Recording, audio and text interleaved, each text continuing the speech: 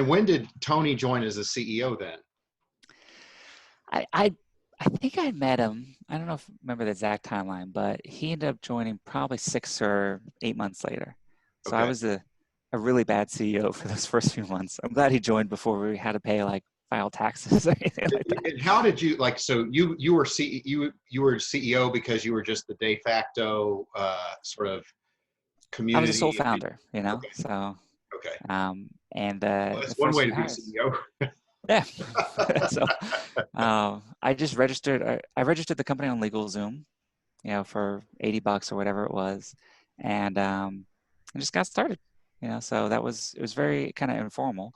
The first three employees were other engineers who I'd already been working with on the open source thing, and then I joined myself, and we're all taking de minimis salaries. Probably, I think me almost nothing, maybe like 40 or 50K a year, like much less than we'd work, you know, at any other jobs we could get. But but that was kind of like the bootstrap. We're like, okay, let's build this thing together. And if we do it right, maybe we can like be full time contributing to open source, which was really our dream. Yeah. Um, when I got introduced to Tony, it's like meeting a business soulmate. You know, he was Yeah. very kind. He's from Switzerland, came over, ended up going to college at Stanford, did startups, eventually became the CEO of this company that sold to Yahoo. So, but had kind of an engineering background, so he really understood the tech side. Had this Swiss German mentality, always on time, really like no drama, like just kind of wants to figure out the best thing, and also believed and believes now in open source. I just got it from the very beginning. So yeah, this guy's always on time. I ended up being like 45 minutes late to the first meeting because I just moved to San Francisco. I didn't realize how far things were. And so I thought, oh, this is just like 2 miles away. I'll walk to it. And I ended up like not realizing they were hills and other things. Yeah. So I ended up getting there really late, but he waited. And what was supposed to be probably an hour we were together, we both ended up staying until basically nighttime in this kind of patio outdoor restaurant thing. To the point where I hadn't brought a jacket and I was like just shivering because I was so cold, but we were just connecting when we were talking so well. It's like neither of us wanted the conversation to end. So we ended up speaking like 6 or 7 hours. And he was the reason I decided to raise money actually, because I was just playing a bootstrap and we had some early revenue. We were making 10, 20 grand a month. I started to really build the revenue of the company, more than enough to support us. But I knew that if I raised money, they'd want to bring in adult supervision, you know, because that was the Eric Schmidt at Google. You know, that's kind of the thing you did then. Yep. And I was like, well, I don't know if I want that. But then when I was like, well, I can pick the adult. This guy, I'd be lucky to work with him. You know, I learned so much every time I talked from him. And so it wasn't that I was hiring a CEO. I was just like, I really want to work with this guy in whatever capacity we can, probably the rest of my life, you know. Yeah. And you know, it was really like meeting a business soulmate. And so I was able to convince Tony to join, and then we've raised our first round, which is about $1 million. And was there anything about you know he was your business soulmate, but was there anything premeditated on either one of your parts about knowing the traits you were looking for a business partner, or is it just a accident of fate that you just happened to run into each other at the behest of Ohm and it just worked out? Um, you know, it was matchmaking. You know, it's kind of a blind setup. Neither of us had met each other before, but Ohm was like, y'all get along. You should really get together. And once we got together, it became clear. Tony also, I think, did a really fantastic job. Um, you know, I wanted him to be CEO because I believe in clear lines of reporting. Yeah. So I was going to report to him. But he did a really fantastic job knowing that I loved running things and leading things, like making a lot of space for me Yeah. to essentially be like an understudy in a lot of ways. Huh. So learn from his experience. He took a lot of things off my plate that I didn't like. But later grew to love, but like at the time I wasn't into HR, legal stuff, or other things, and made space to really collaborate. You know, let me lead the product, but like let collaborate on it. You know, so bringing his experience to bear and his kind of common sense approach to things. So true partnership in a lot of ways, and yeah, learned a ton. Like I could have never been the CEO, become CEO of Automatic, or be the CEO I am today if I hadn't studied essentially under Tony for 8 years. Yeah. And so then, did you ever have any struggles at Automatic in the early years, or was it one of these things where you were just happy to be getting a paycheck so that you could keep working on this thing, and it just started to get a life of its own, and it just one thing Yeah. led to another? Especially before Tony joined, made every mistake in the book. Okay. So, there's, you know, um, we had no credit at the time because I had gotten like a Best Buy card in high school, forgot to pay it. So as a sole founder, the company credit became my, 600 credit rating or something. And so we couldn't get any credit. Even after we raised money, I had $1 million in the bank and the limit on our credit card was like $5,000. So, um, so the servers were just costing more than that. And so there was like crises were like, how do we pay the credit card bill for all of our servers and things? How do we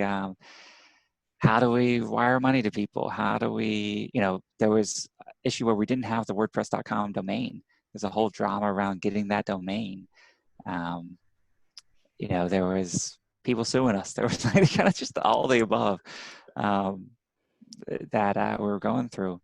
And, in some ways tumultuous, in some ways we didn't make a lot of mistakes that I saw by other companies years down the road. So for example, we brought in a CFO really early, part-time, a great woman named Ann Dorman, was part-time CFO. And, Tony took over the books from me and kind of did it for a little while, but then he found this person who could come in and really kind of kept all that clean. She also did HR, and kind of gave us the documents and everything. So we were pretty good about following HR best practices from early on, and how we hired, how we did compensation, and later when you saw some of the struggles at Uber or other places, like I felt so fortunate that Tony and Ann and other people influencing the company early on were kind of able to like guide you to just not make these mistakes of negligence or ignorance from how you set things up. Yeah, it's a lot easier to stay out of trouble than to get out of it once you're in it. Oh my goodness, yeah. And the staying out of trouble is things that any moral person would want to do, but it's just kind of like there's a way to do it by the book, and it's honestly good rules to follow. So then, was there a point where, I mean, it sounds like some startups, the entrepreneur is like, I want to dominate the world, and I've got this plan, and I'm going to just go do it. I'm going to be the global hegemon. And you see other startups where it was like the startup just emerged from the hobby almost. It couldn't imagine working on anything else, and it just ended up being a startup. But was there, I mean, what % of internet traffic is on Automatic properties today? So today we have about 38% of all websites, and that is more than 10 times the number 2 in the market. So that's pretty crazy, right? And so it's been wild. So there was a point in time at which this thing started to become kind of a thing. Yeah. Like, was there, I mean, if you take yourself back at, let's say, Tony joined in like 06-ish time frame, back in 06, did you ever imagine that you'd be 38% of websites in the world? It was around there that it started to really dawn on us how big it could be. So I don't know if those things you said are mutually exclusive, because this started 100% as a hobby. Then it turned into a hobby we hope we can make a paycheck with. It's and so then like, it was like, wow, this could actually become the internet operating system if we do this right. So like, when did you start to break free, right? Like, because like, as you pointed out, right, there was an ecosystem of a lot of what some people thought were mature blogging platforms, and surely owned by mature, massive companies. Like, what caused you to just break free from them when they had all the resources and the market position and momentum and brand recognition? Well, brand, stupid word for those times. But it's the oldest story in the book. I think the speed. So we would, move quickly. We were shipping features sometimes a couple times a week, and working all hours, and also 24/7, because there were people in different time zones. The first employee is actually a guy named Donica in Ireland. So like, he would wake up his morning, it would be about midnight, 1 a.m. San Francisco time. I'd pass off the code, and then I'd sleep and then wake up and he'd pass it back. We'd kind of like, we'd always, so I think that was a real competitive advantage. Um, that when it dawned, the two things that really dawned on me as points when it could be really big was one, the first time someone translated WordPress. So it got translated in Japanese. And this is normally not remarkable, except that there's no translation framework. So that meant that someone by hand opened up hundreds of files and went through tens of thousands of lines of code and replaced every English string with a Japanese string. Wow. I mean, wow, it must have taken 100 plus hours, maybe more. True believer. Yeah. And so I was like, wow, someone really did a lot of work. And then I was looking at the software. It was recognizable on its surface, like the buttons were all in the same place and the colors were the same, but it's was in Japanese script, Japanese alphabet, which is so remarkably beautiful. But also, I couldn't. It wasn't even like a Roman alphabet, so I couldn't even like pronounce the words or anything. And I was like, this is bizarre. This is like amazing. So we need to make this more possible. Maybe this could be bigger than just me and my friends. And then a few years later, probably 2007, Google did a web survey where they kind of released a bunch of data across they were indexing the whole web, and they said, here's things we've noticed across the web. Here's the HTML tags people are using. Here's the stuff. And there was this kind of almost footnote in it that said, there's this weird HTTP header that we noticed. On like 0.8 of websites, we got this header that says x-pingback. And that was kind of a feature that WordPress had implemented to do kind of a way for blogs to talk to each other. And they're like, we're not sure exactly what it is, but like, it was an interesting outlier in terms of the HTTP headers. And for us, like the team working on WordPress and Automatic at the time, we're like, that's us. Oh my goodness. Like, are we 0.8% of the websites in We're Google's? blowing up. Yeah. It's redonkulous. Like that's almost 1%.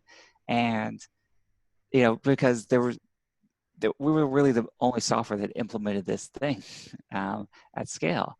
So it was, we never really knew exactly how many sites. Even today, we don't know exactly how many sites there are. We really rely on third-party people indexing the web and kind of sharing back data. I can't tell you exactly how many WordPress sites there are. And so that time it was similar, but we had even less data. So it was kind of like the first time someone indexed the whole web and said, this is something that could be WordPress. Wow. And so then you knew that it was becoming a thing, and but did you ever? Well, then we were like, well, let's get to 1%. That'd be cool. Yeah, We can let's tell go. our 2%. family and friends that we're work on software that runs 1% of the internet. And are there that'll any? be fun. And are there milestones through time that are like that, where you said, okay, now we're 10%, or now we're at 20%? Like, are there any points along the way where you ever came up for air and said, wow, this has got to be perhaps bigger than I even imagined it getting? The percentage is not as much, right? Because that's a trailing indicator. I think of that not something we target, but something that if we do our job, gets up there. Probably the last one that felt good was when we hit a third, and when we really started to pull away. So, we'll add the entire market share of the number 2 or 3 just every year. So it's really growing really quickly in terms of that particular stat. Probably the next thing I think of that was really cool is the WordPress iPhone app was put on the demos for iPhones. Yep. And so just being able to tell friends like, hey, go to the Apple Store. Click on the W. that's us. Like that's our thing. That was pretty cool. So that was maybe one of the things that was probably in the 2010 or 2011 timeframe that I was like, oh, wow, that's just so neat to be able to like, because a lot of times your friends, your family doesn't really understand what you're doing. So it's kind of fun to be able to point to something that feels a bit more concrete. Huh. And was there a palpable time when you felt like, you kind of transitioned from this 0 to 1, very entrepreneurial, all of it's new, to now we've got to start to grow with a predictable pattern and start to scale our business a little bit better, our infrastructure, our management approach? Yeah. What were some of the things that kind of where you had to have a new kind of fun as you got bigger? We had a lot of friction around the like 15 to 20 people range. Yeah. because I had no idea what I was doing. So I'd run a meeting and it would just go all afternoon with no agenda, no no deliverables. And I was working with people who were generally like much more experienced. And so I remember once at our first offsite, we were up at Stinson Beach, and we were all in one house because it's pretty small. And this fellow who had joined from Cisco actually um, just got up and walked out. He was Okay. just so fed up with like us, having a completely directionless meeting for hours. So Meandering just like meeting to nowhere. he literally just stood up, walked out of the house, and walked down the beach. He was just so pissed off. So like those things were rough. Like there was a lot of stuff there where, and also because we were such, better and worse, you become really close personal friends with everyone because you're kind of in the trenches. So when you fight, it feels like you're fighting with your partner or with your significant other. So it yeah, those were all like pretty rough. We also got an offer to buy the company. Someone tried to buy the company pretty early on. So when we were around that size, like 20-ish people. And one of the, it's kind of silly to say in hindsight, but one of the things that made me seriously consider it was that I was like, well, we're all fighting with each other. Like maybe this is not fun. This is not something I want to do. Maybe this is kind of just where it gets to, you Uh, know, um, because it was just so heart wrenching to disappoint these people who you really respect and care about, and to be at odds with them. So that was definitely a pivot point, deciding not to sell. Um, yeah. And, the and how did you get your act together? Right? Like what were the things that helped you transition into being more effective? I mean, I suppose Tony helped quite a bit, Yeah, having somebody to watch and learn from. well, he But would give me a lot of rope too. yeah, but you like know, now you run the place and it's pretty big.